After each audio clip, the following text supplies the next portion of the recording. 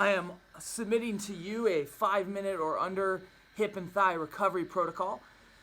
I have a timer to make sure I stay within that time frame. Vibrating fancy massage ball, lacrosse ball, baseball, softball, foam roller, any of these objects will work. Even a dough roller, anything will work like that.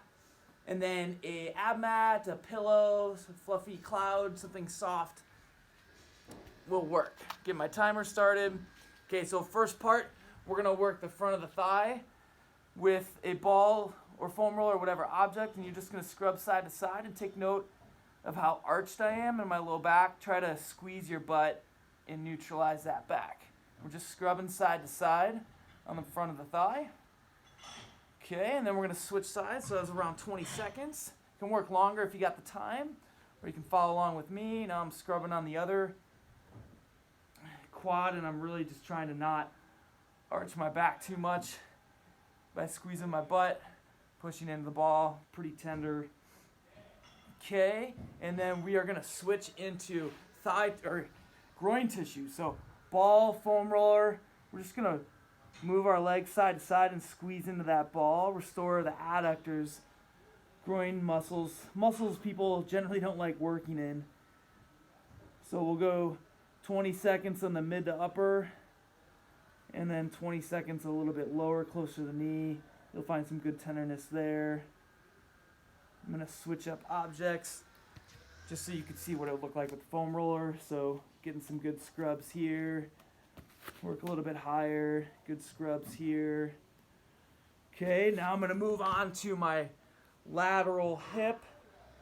So I'm in between the top of my pelvis and the hip bone, scrubbing side to side here, doing some sweet dance moves. I just turn the ball back on and off. And then I'm gonna jump kick and turn around. Woo! Show you my pasty white legs. And then scrubbing side to side here. Getting into some discomfort for sure. Try to breathe through it as I wasn't doing right there. Okay. And then I'm going to park my tush against the wall. Put the ball underneath my sit bone. I'm going to scrub side to side here.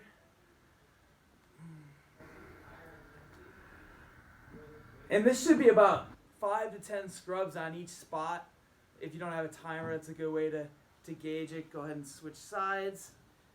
So this is a routine for if you don't have a lot of time, you've just torched your hips and thighs, whether it was a workout or hiking, skiing, biking, whatever, or sitting too much. Any of those things would be good. Okay, so now I'm going to switch to the stretching part. So I'm going to loosen up that quad, get in the couch, stretch. So knee against the wall, trying to squeeze my butt. If I can get up, I will. As long as I can squeeze my butt and I'm not arching my back. Okay, switching sides. Knee against the wall. Again, the padding is essential here. Protect your kneecap. And out of butt cheek squeezes here.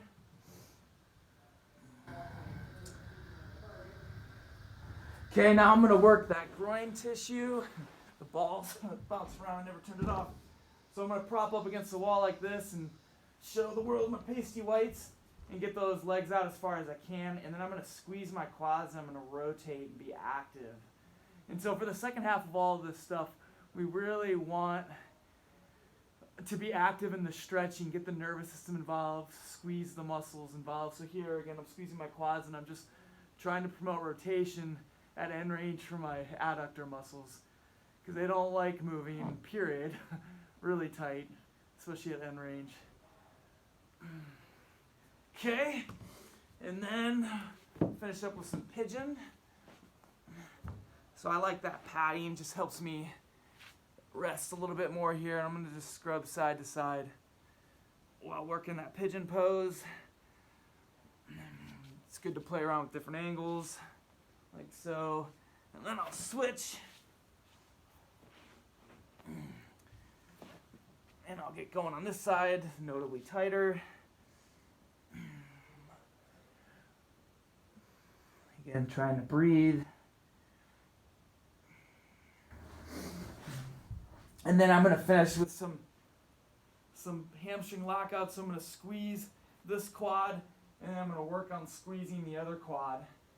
If you have a band or a belt, or a jump rope, you can wrap it around the foot. But if you don't have the equipment, you can just do it like this and do it at different angles. And then I'll switch sides and pull this side close and kicking in and out. And then I just forgot that I wasn't squeezing this quad from the reminder to squeeze that bottom quad. And if you get those shakes in the leg, it's good. That means you're really touching those end ranges. All right. See where I'm at. Oh, I'm just over 5 minutes. Sorry, guys. I'll do better next time.